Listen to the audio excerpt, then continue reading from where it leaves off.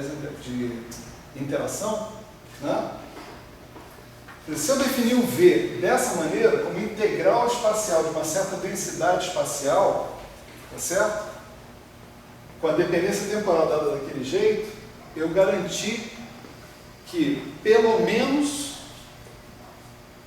a conjugação do operador S pelo zero me leva no mesmo S. Tá certo? Então aqui tem hipóteses. São coisas que você pode colocar o seguinte, né? Eu sou obrigado a fazer isso? Não. Não. Mas se eu faço isso, eu resolvo problemas óbvios da minha teoria. A minha teoria, com isso, tem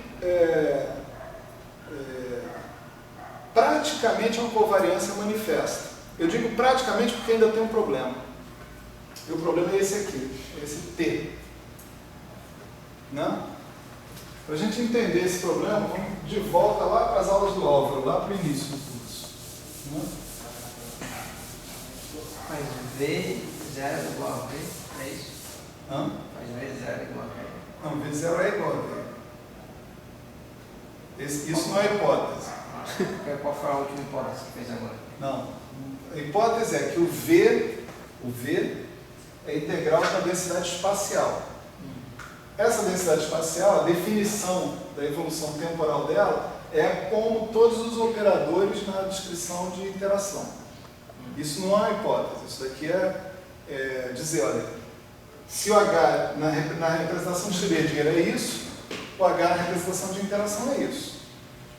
Tá certo? Aí, a outra hipótese é que o H seja um escalar de Poincare. Essa é a outra hipótese. Então, se você tem isso, mais isso, então, pelo menos formalmente, o seu operador S é invariante de Poincare. Está na cara que é invariante de Poincare. Formalmente eu digo por quê? Porque ainda falta uma etapa aqui. Eu tenho o ordenamento temporal. Né? Então a gente vai lembrar o seguinte. Se eu tenho x10, x20, tá certo? E eu tenho essa relação, x10 é maior do que x20 num certo referencial, né? Eu preciso saber se x10 e x20 são parte de um quadrivetor, tipo luz, tipo tempo ou tipo espaço. Né? Suponha o seguinte, suponha que a gente tem x, y, vetores, quadrivetores, né? Tipo tempo ou tipo luz. Tá certo? Se esses caras são quadrivetores tipo tempo ou tipo luz, né? E x10 é maior do que y10, né? Se e isso aqui acontece, então lambda x10 é maior do que lambda y10.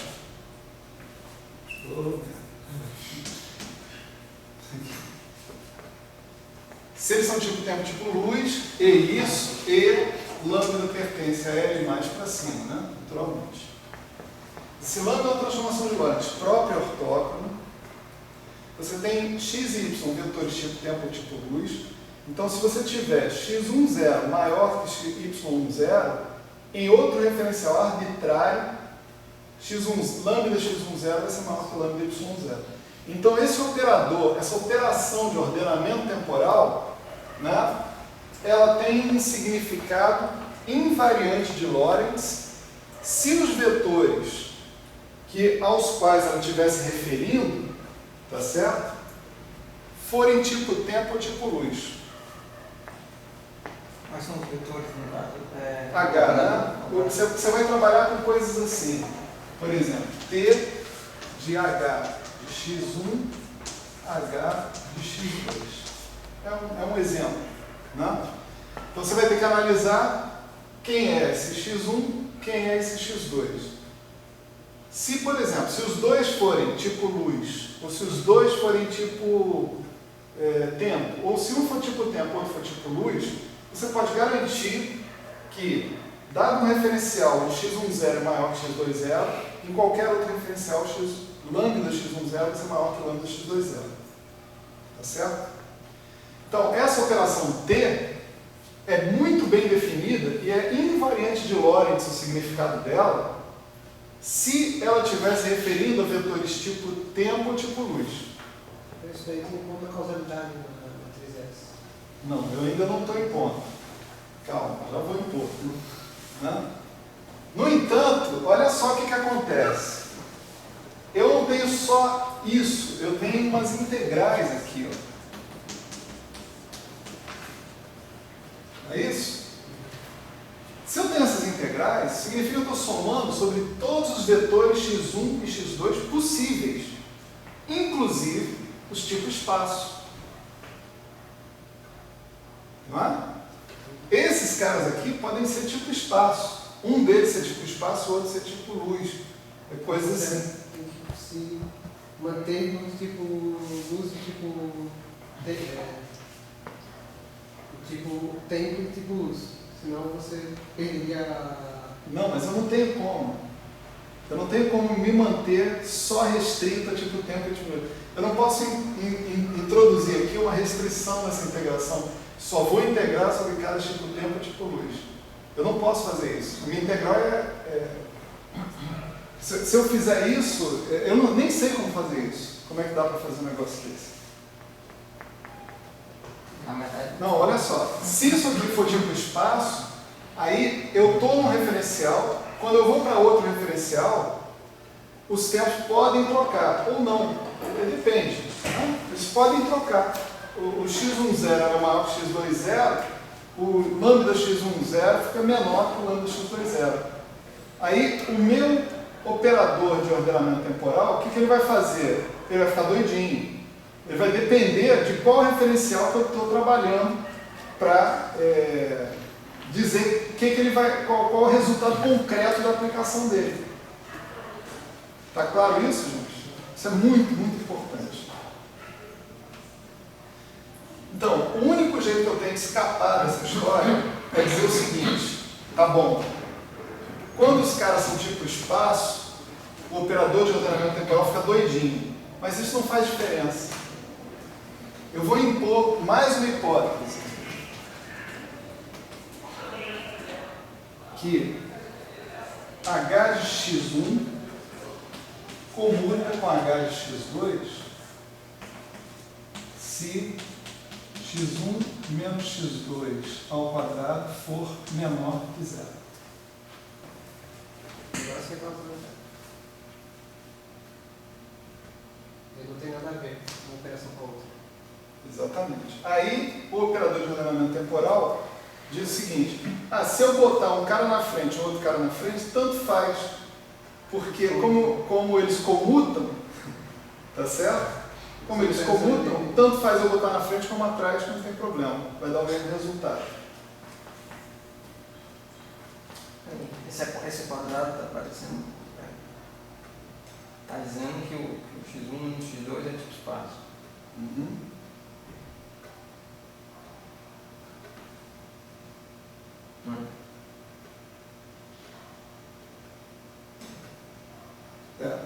Lembra que a brincadeira toda era assim, lá atrás, né?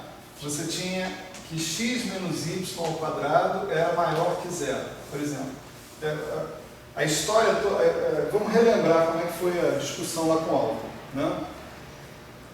Você tinha que, se um vetor era positivo, se a componente zero do vetor era positivo no referencial, então a componente zero desse vetor era positiva em qualquer referencial. Tá certo? Sim. Foi isso que foi provado. Aí a gente chegou ao seguinte: supõe que seu vetor seja uma diferença, x menos y. Né? Isso significa que se x0, x menos y, componente 0, for positivo no referencial, x' menos y' 0 vai ser positivo em outro referencial. Tá certo? Essa que é a história. Tá. Então aqui nós estamos numa situação parecida. Eu tenho x1 e x2. Né? Eu preciso, né, que essa separação entre x1 e x2 seja uma separação tipo luz ou tipo tempo. Se ela for tipo luz ou tipo tempo, eu posso garantir que num outro referencial a ordenação vai se manter. Sim. Se ela não for, eu não posso garantir. Certo. É a hipótese. E aí eu faço essa hipótese. Entendi a hipótese. Se isso aqui for menor que zero, esses caras comutam. Se eles comutarem, né, dane-se a operação de ordenamento temporal. Por que comuta? É uma hipótese. Mas do nada, assim. Só porque eu quero. Não é do nada. Não, você Estou dando a aula inteira para chegar nela. Isso é causalidade, isso daí é Não, tipo, eu sei que se ela for verdade, se comutar, aí o ordenamento temporal não vai dar problema. Isso. Mas isso é porque eu quero que o ordenamento não dê problema. Não. Isso é que eu quero que a matriz S seja covariante de Lorentz. E eu não estou vendo outro jeito de fazer. Exatamente. Não, porque tipo, eu poderia buscar outro jeito. Bom, busca outro jeito aí. Pronto. Fica à vontade. Pessoal, essa pergunta, quando eu tenho um ordenamento temporal dentro do cone de luz, tem algum significado físico mais profundo nesse ordenamento?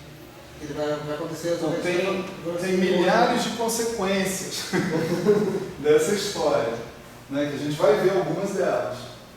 Tá? Agora, quando você fala em significado físico, você está querendo dizer, tem alguma razão física para eu impor isso, que não seja essa necessidade formal de manter a covariância da matriz S, do operador S? A resposta é não. Não há. Tem um comentário que eu faço aqui nas notas de aula, vou repetir aqui para acho que é o momento. Né? A primeira vez que esse negócio apareceu foi com Bohr e Rosenfeld, em 1923, se não me engano. Né? E eles estavam falando sobre relações de comutação entre o campo elétrico e o campo magnético.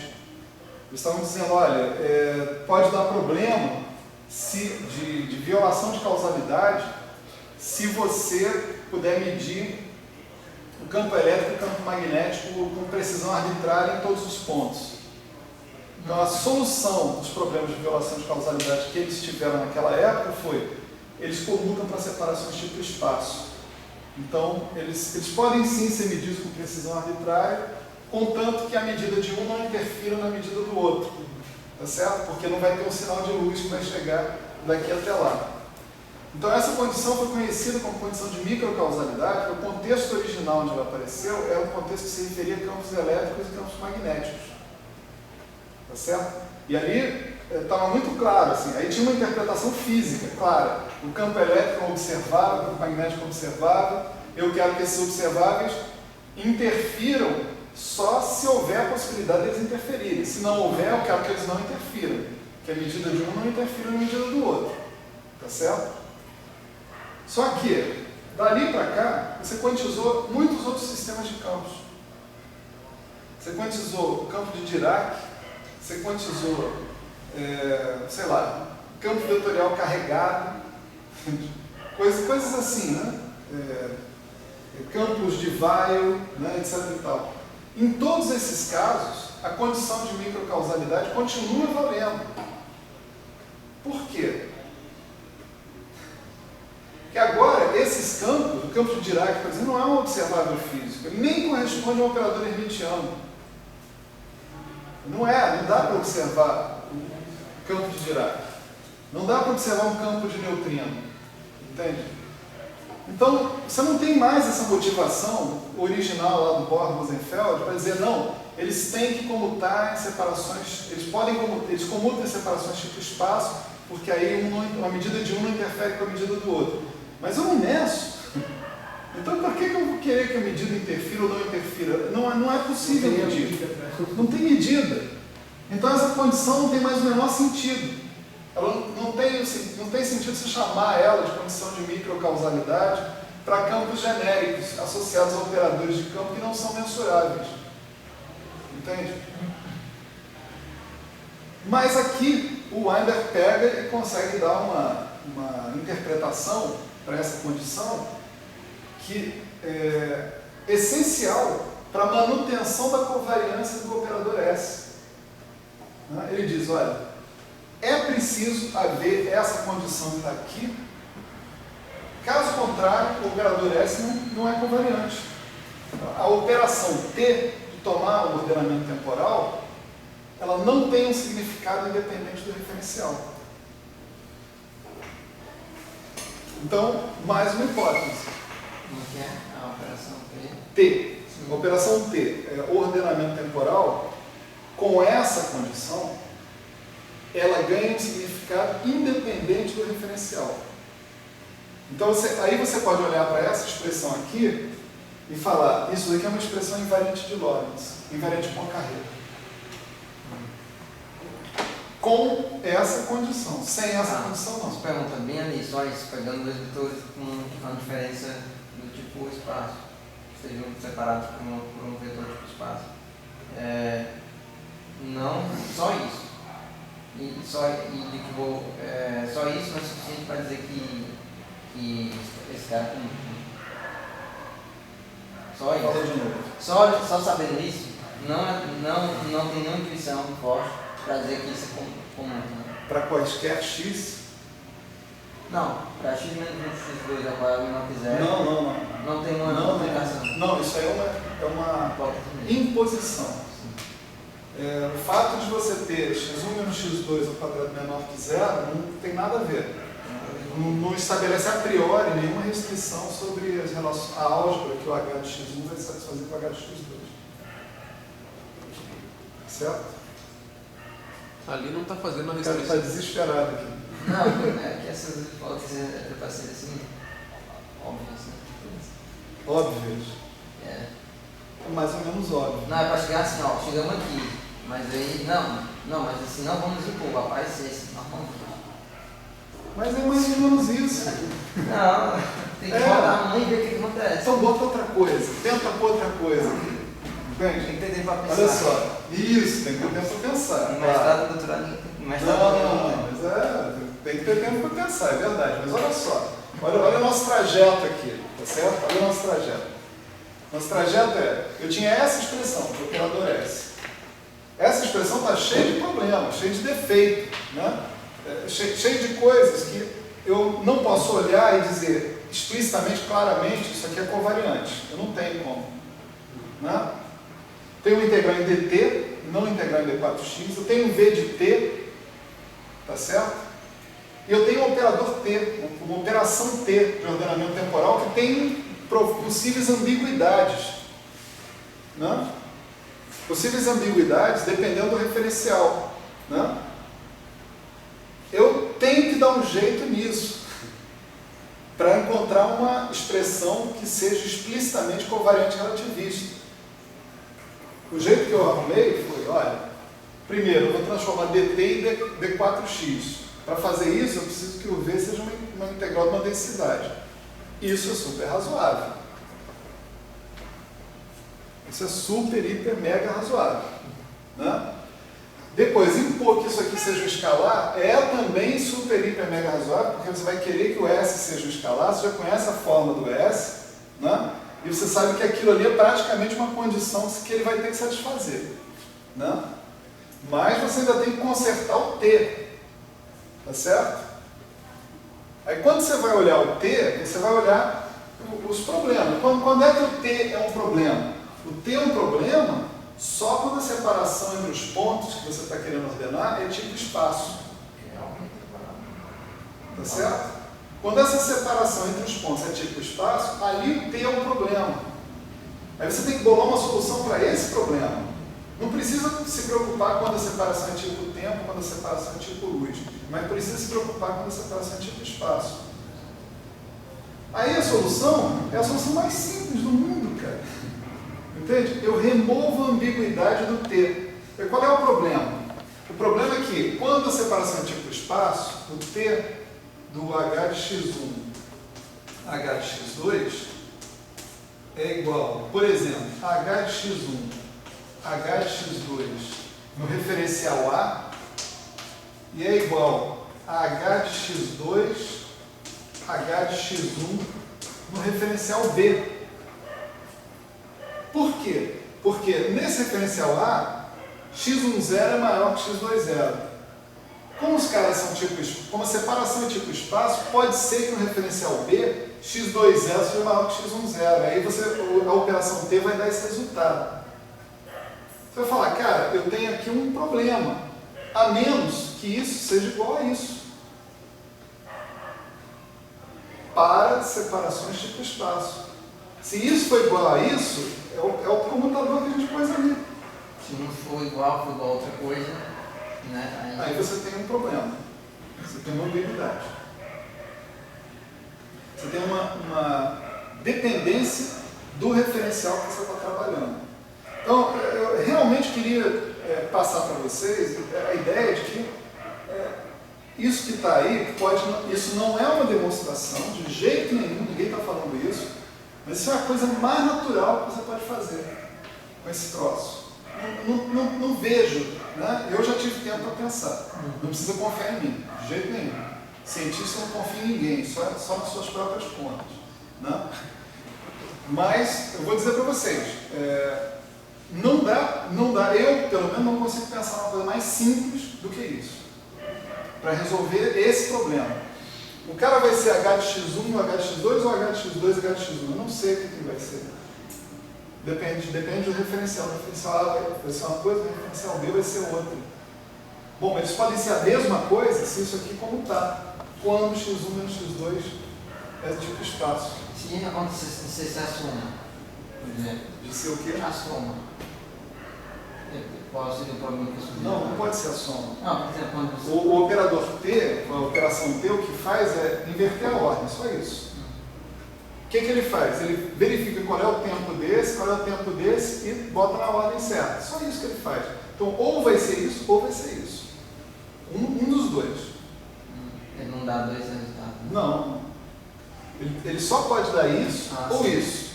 Aí a outra solução é criar um novo ordenamento temporal que ampliasse esse... Bom, nem imagino que o ordenamento possa ser esse, mas tudo bem. Pensa, pode pensar. Né? O fato essa condição, né? Se diverte, a gente passa. Essa condição que está aqui, né? É absolutamente natural. E com ela na mão, a gente consegue um operador S que que tem todos os elementos para ser algo escalar, covariante de Lorentz. Certo? Na próxima aula, nós vamos andar mais um pouquinho nessa direção, né, e mostrar que essa condição de microcausalidade, né, na verdade, agora, essa forma para o operador S que a gente acabou de encontrar,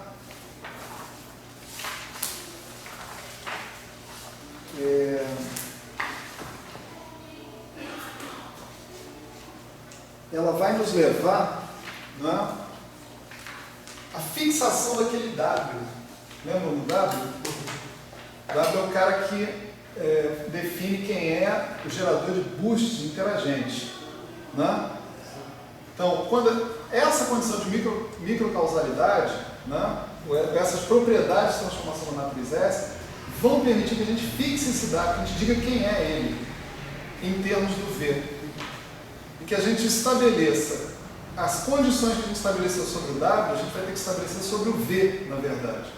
A gente vai ter um enxugamento daquelas condições que a gente tem lá. Tá certo?